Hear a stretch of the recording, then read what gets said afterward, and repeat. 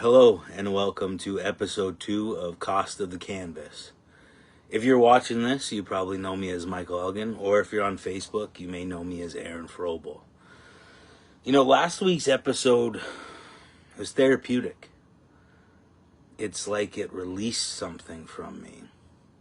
And it's changed a lot of things, I know it's just grok, but people, anytime I post on X, have something to say about the false allegations. And one of them tried to use grok, so I updated witness statements for a girl that accused me of attempting to assault her, which I don't get how that is, because she said I made a move on her. She said no, and then I stopped. But the witness statements say something much different. And we'll cover all that when it comes to those times specifically.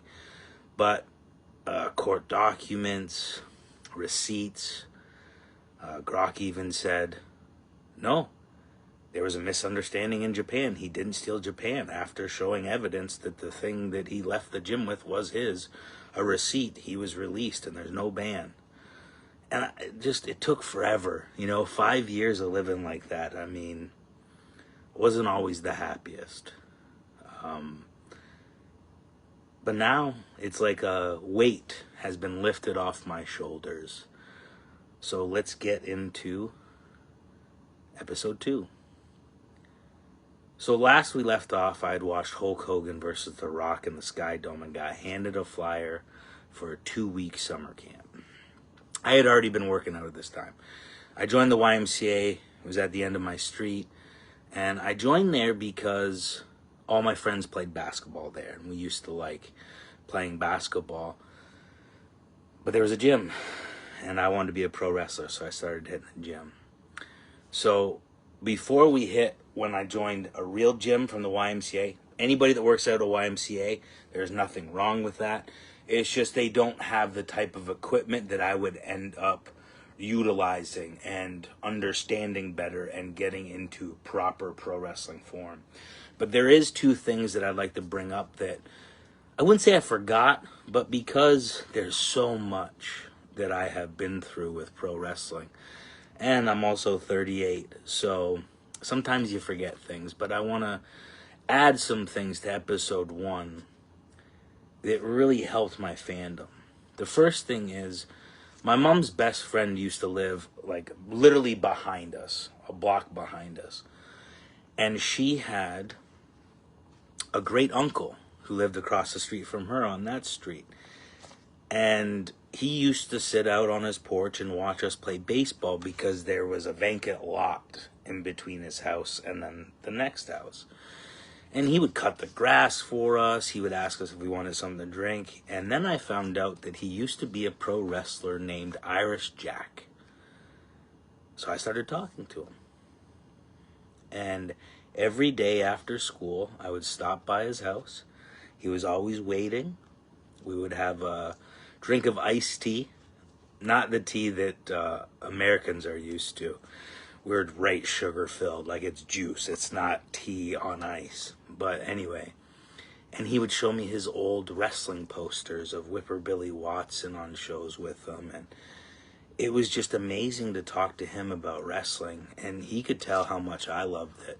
And I actually got him back into watching wrestling because he was much older at the time and hadn't watched wrestling. And my mom actually invited her best friend over, and Jack came over to watch one of the pay-per-views with me. I can't remember what pay-per-view it was, but that was a fond memory, and I'm sure, unfortunately, Jack has passed because this was when I was very, very young. I wish I had kept in contact, but we all get caught up in our own things. And then the second one was my 8th grade principal. I don't remember his name. I don't know why. I remember my high school principal, but regardless, we used to get suspended constantly. My friend Cody Boudreau, my friend Scott Dudman, we would just get suspended because we would be wrestling in the schoolyard. And all the teachers like, no fighting. We're like, but we're not fighting. The problem is we had old wooden soccer nets, and they were high, and we would jump off them onto each other like we were nuts at recesses.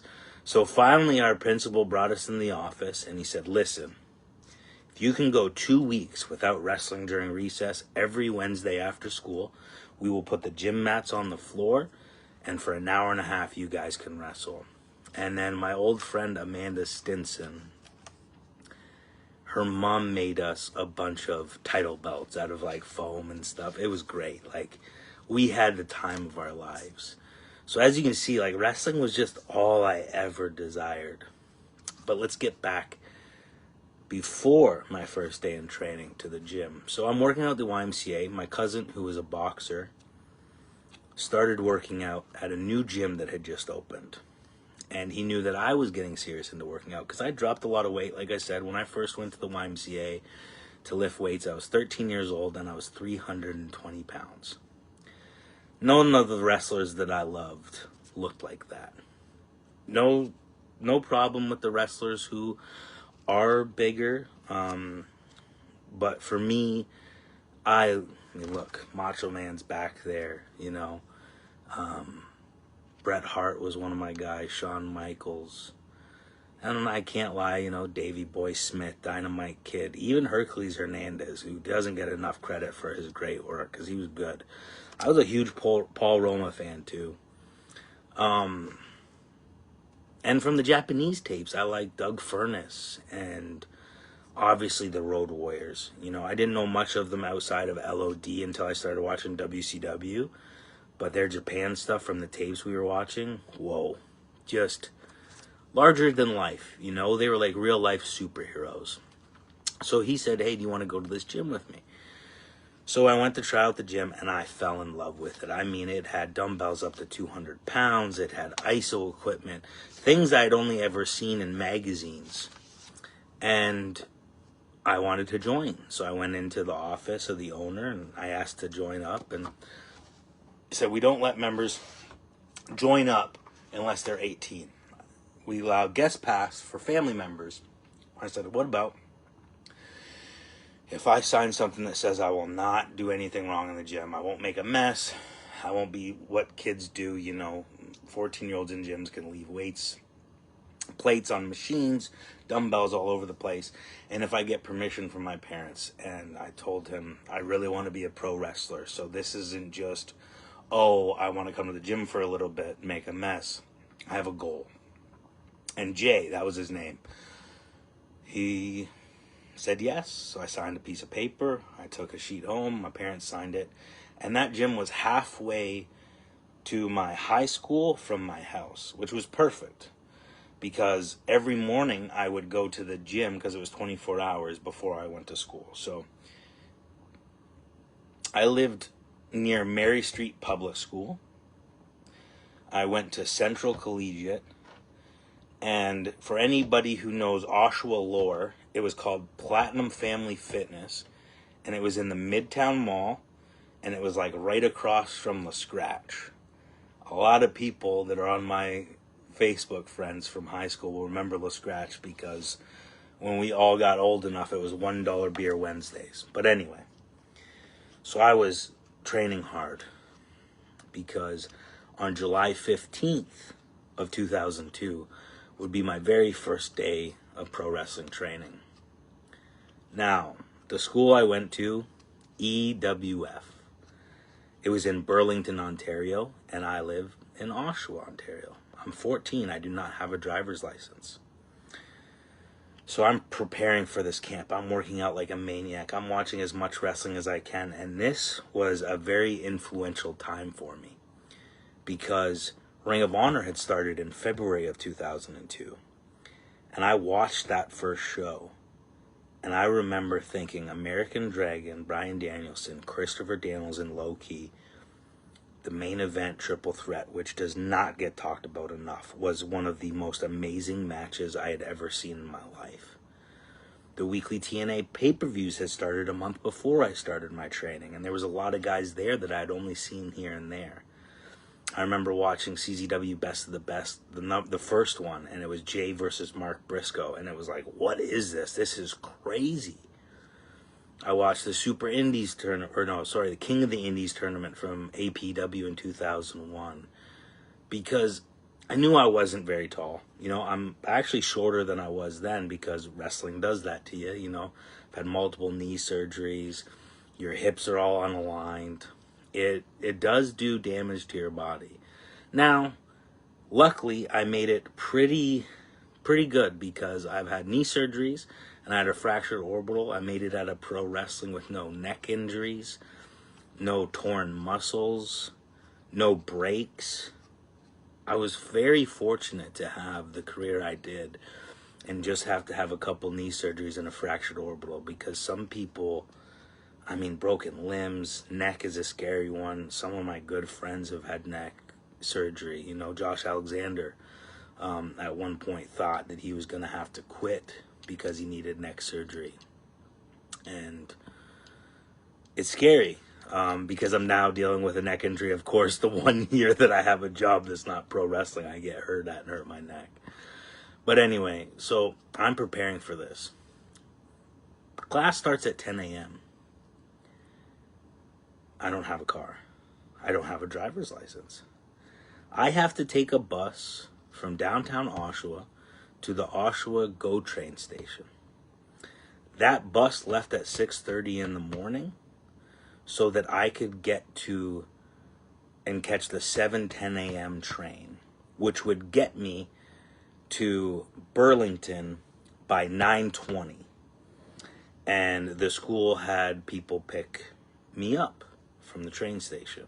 That first day, I don't remember if it was Bob himself, Bob Woods fame, Anna Green Gables. We'll get into all that. Could have been Brett Scholl, or it could have been Will. I don't remember who picked me up.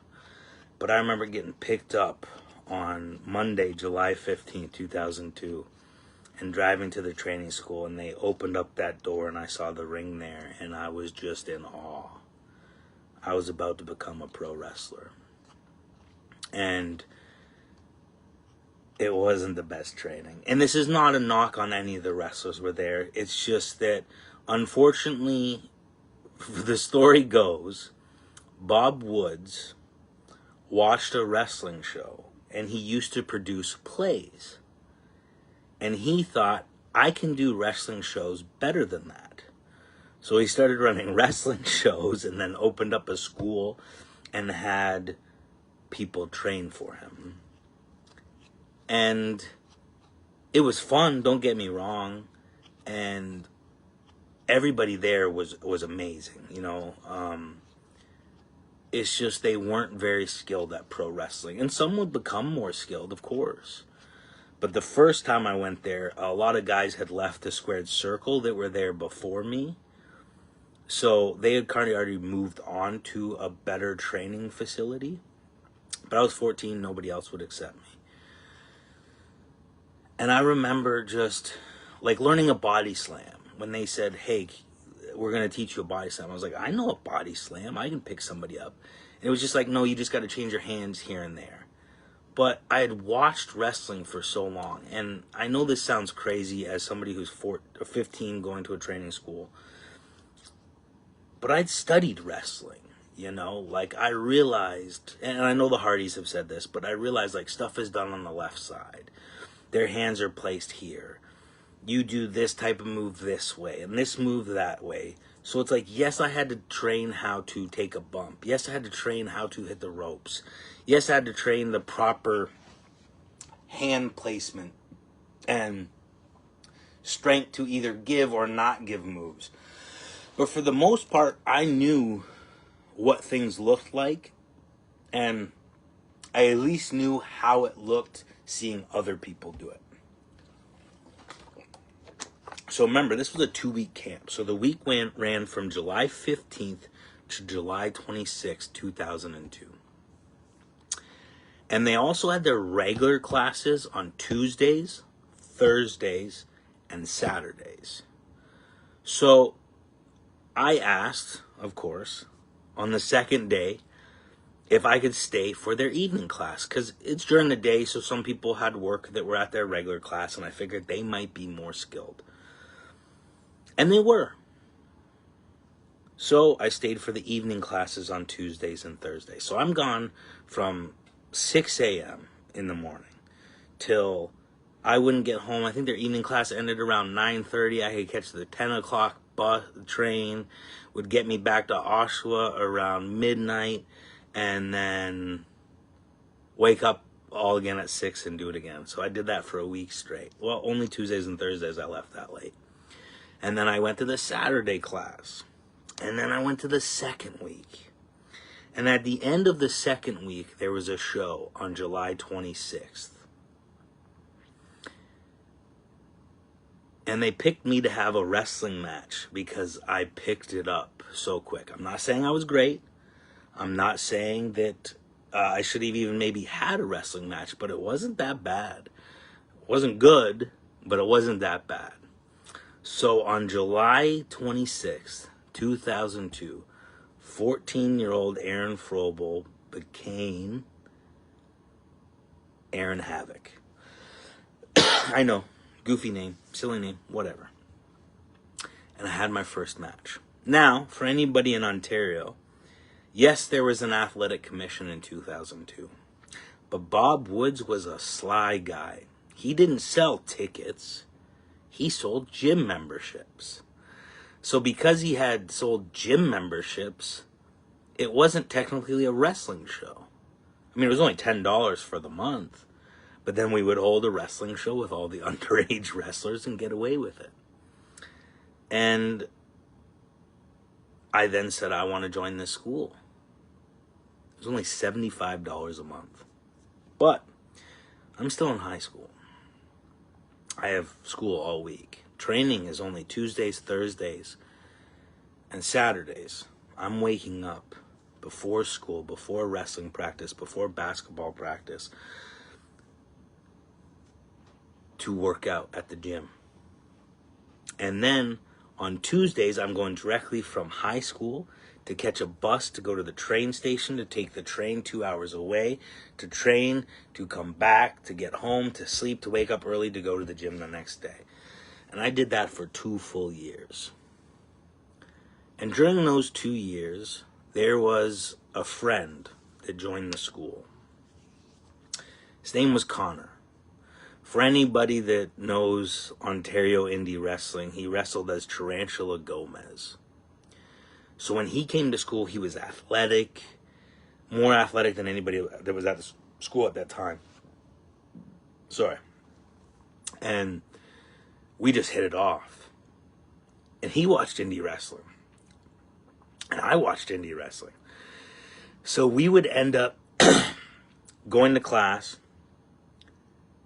and then staying late and practicing the indie things that we had seen. And Brett, if you ever check this out, thank you for doing that, because you had a key to the gym and you would let us stay late. And then on Saturdays, Brett would also meet us at the train station early so we could go to class early and stay late again on Saturdays.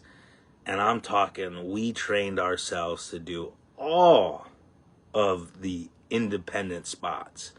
Because like I said, at that time, especially in Canada, there was an indie scene, but we weren't getting a bunch of wrestlers from the States. So if me and Connor, Tarantula Gomez, would talk to somebody in the class about Chris Hero, or CM Punk, or Ace Steel, or Colt Cabana, or the Briscoe brothers, or Christopher Daniels, or Loki, or Bryan Danielson, Doug Williams from England. Some of them didn't even know the Japanese guys that we were watching. So it's like, we were kind of our own people, and we wanted to watch, learn, and wrestle a different style than that school was presenting. You know, they never watched B-Boy versus Super Dragon kick the shit out of each other at CZW Best of the Best. They never watched Jody Fleisch and Johnny Storm kill it. Their match in CZW was better than their Ring of Honor one that same year. But regardless, you know, we were practicing that type of stuff. Like, we used to do this, you know, dragon sleeper. He'd backflip into his own dragon sleeper, and then I would turn it into a reverse suplex. And, like, I remember those spots because we were doing things that the rest of the students at the school just had no clue about. Because they were taught the basics, which is not a problem, but me and Connor put in a lot of extra time to learn a lot of extra things. And when we finally wrestled at that school, man, we killed each other. Like, I remember having a boot print on my face because he did the tidal wave kick that Loki does. And I mean, he blasted me with his kick pad. I had an imprint of his kick pad on my forehead. But we didn't care, you know. We were young and we were just wanted to do these things that we saw these wrestlers. And knowing about the independent scene, we had dreams of wrestling these guys. Like I said, I know I wasn't very tall. When I started wrestling, I was 5'11", and I think I'm like 5'9.5" now.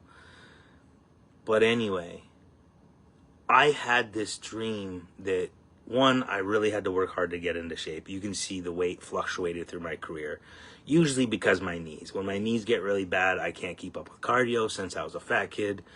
If I don't do cardio and weights, my upper body gets big and I get strong as an ox, but I just can't lose weight without cardio.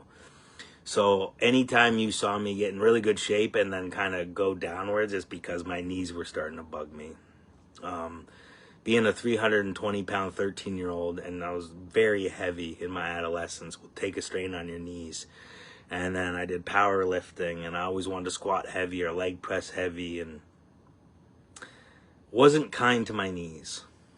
But regardless of that, I envisioned a career for me. And as we were watching indies, and me and Connor were practicing these things, the career I had envisioned were much like Eddie Guerrero or Chris Jericho or Dean Malenko. I wanted to travel the world. I wanted to go to Ring of Honor. I wanted to be a Ring of Honor World Champion. I wanted to go to IWA Mid-South. I wanted to win the TPI. I wanted to go to CZW. I never got to have like that blow-away match at CZW because I went there too young. Me and Josh Alexander wrestled there in 2006 and it was a dog shit match. Josh was only a year in. I couldn't carry him. Not saying he wasn't talented at then. We just didn't click. I never had my blow-away match at CZW. And CZW used to be a gigantic promotion. I mean, you go look at those cards. Roderick Strong, Sanjay Dutt, M-Dog, Josh Prohibition. They had everybody. And IWA Mid-South, listen, we're going to cover my days at IWA Mid-South. I don't know that... I know Ring of Honor said they started because of, you know, the King of the Indies from APW. But if you go back and watch those IWA Mid-South shows from like 2001 and 2002, 2003, they were using a lot of talent that would end up making it. I mean, first time I ever saw Seth Rollins was IWA Mid-South. So I had this in my mind, right? I wanted to be on the indies. I wanted to do the Ring of Honor shows. I wanted to do the IWA Mid-South shows. I wanted to do the CZW shows. I wanted you, like the old stories that I watched and heard from guys like Hero and Punk, like reading the magazine, seeing so-and-so was in Pittsburgh this night, and then we're in Chicago this night, and then we're in Minnesota this night, or they were in Philly this night, and New York this night, and New Jersey this night. Like, that's what I envisioned of my career. And then I wanted to go to Mexico, I wanted to go to Japan, and I wanted to go to England, and then I was hoping to go to WWE, because I knew at my stature, I was not going to go directly to WWE. I had to work really hard to get in the best shape of my life. And I wasn't always in the greatest shape. Till I got to the Ring of Honor. Then I kind of found a rhythm of, well, a couple of years. Because 2008 was the year that I really started not having to have a job outside of wrestling. I found proper dieting, which I tried to diet before, and like I said, there was fluctuation. It was just difficult with life, being young, knee problems, all these type of things. It took time to get that formula working for me. So I thought, if I could be Ring of Honor World Champion, if I could be IWA Mid-South World Champion, you got to think, CM Punk, the first time I saw CM Punk was IWA Mid-South, not Ring of Honor. So these companies were big, huge places. There was a lot of guys I had never seen until I watched IWA Mid-South. Remember, I think it was like King of the Death Matches 2003, Chris Hero versus Homicide. What a match. I remember me and Connor watching and go, this is crazy. There was just a lot of stuff out there that people in Canada specifically weren't watching, and maybe because that was access. We didn't have access to Smart Mark video because shipping to Canada was so high, but I don't know if it was Smart Mark then or if it was RF. I know the stuff that came out about RF, but at the time, it wasn't then in 2000, 2001, 2002. There were also tape traders all over the place. Like, you could find an email for somebody that got a tape and say, hey, I have this tape. Why don't we trade tapes? And then we would mail each other the tapes. It was a lot of fun reminiscing over that stuff. And over the time, I would get people from my school who were pro wrestling fans. So I would get on the stage and break or our free periods or lunch, and we would put mats down, and I would teach only one or two people how to bump and how to do some moves, because I wanted new opponents at EWF, because we were having shows once a month. Again, it was gym memberships, not event tickets. It was illegal to wrestle in Ontario at that time if you were under the age of 18. But they were just gym shows. They were gym shows and gym memberships. And I would train them enough that we could go have a fun match, and we'd watch some matches together, indie stuff. And when Connor left EWF, it broke my heart, because I would go up Friday night as soon as school was done, and we would watch tapes all night and then go to training. And again, Brett, shout out to you, man, for opening up the school early and staying late with us. As much as EWF had not the greatest reputation, and Bob Woods was Bob Woods, it really helped me, because Brett, especially opening up early and staying late, allowed me and Connor to try things that normal people at our age and at our limited ability would be able to try. So I got good pretty fast, because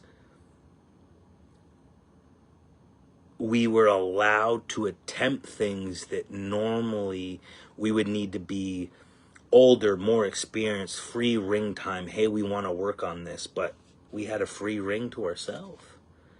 So we got to try everything under the sun, and we did. Like I said, we were watching CZW, IWA Mid-South, Ring of Honor, Toryumon,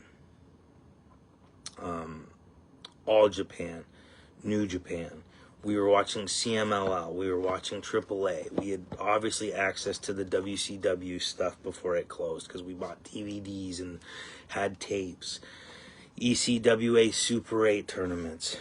We were watching guys that not everybody in our area watched.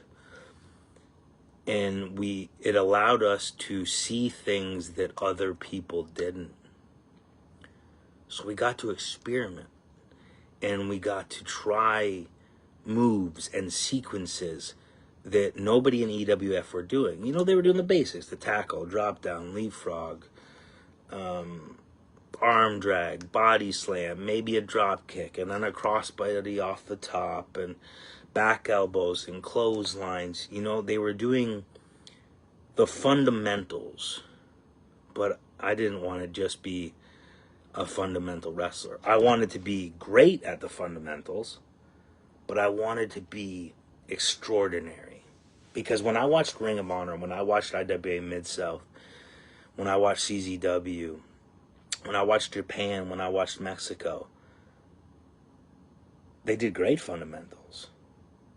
But there was something raw. There was something different There was a level of physicality, effort, determination, body language, facial expressions that drew me to the indie guys.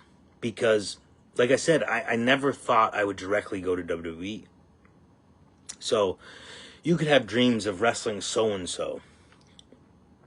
As a matter of fact, in 1996, when I got an autograph from Shawn Michaels at the exhibition, he wrestled Goldust in a ladder match. I told him one day I was going to beat him, and he looked at this fat kid. This was 1996, with his cut-off red gloves, that biker cap with the zebra stripes on the top, and a Shawn Michaels shirt and the Heart Shawn Michaels glasses. Like, I was all in on it, man. Thinking how people must have looked at me. Like, I looked weird as a little kid wearing that stuff. Nothing wrong with wearing that stuff. I'm just thinking, like, I was dedicated. And it was a different time. It was 1996. So people looking at me, but I didn't care, man. I loved Shawn at that time. I liked Bret too, but until later, still a toss-up between Shawn and Bret, because I think they both offer something unique and something different. There's enough differences between them that it's hard to place who I like better. They're pretty even tie about for me. So EWF was a great experience. It was a lot of fun. But I turned 17. And I needed to save up. I got a job when I was 14 to pay for the camp, and then I was going to buy a wrestling ring, but instead I bought a car. So now I have a car when I'm 16. Now I'm turning 17. And now I start saving up for Squared Circle, because I was paying $75 a month at EWF, but Squared Circle was $500 down and $250 a month. So I started working doubles and weekends, not going to EWF training all the time, to try to save up money for that $500 down payment and pay a couple months in advance, because I knew my family couldn't afford that. And I worked my butt off. And worked at Teddy's restaurant. And then on weekends, my father's family friends, would have me do construction or landscaping. So I was making good money on the weekends. And during any breaks, I would work with the construction crew, because it was more money than working at Teddy's restaurant. And I finally saved up enough to pay for 6 months of training and the $500 down payment. So I saved $2,000. And again, I didn't have a lot of bills. I had to pay for my car insurance. That was it. And we were ready. So, I know this episode was a little bit shorter, but that was my experience at EWF. It was a fun time. Brett Scholl, I still talk to on Facebook. I wish I had never lost contact with good old Connor, Tarantula Gomez. We had some fantastic matches in EWF, and my breakout moment at BSE involved him. So join me back here next Sunday for episode 3 of Cost of the Canvas.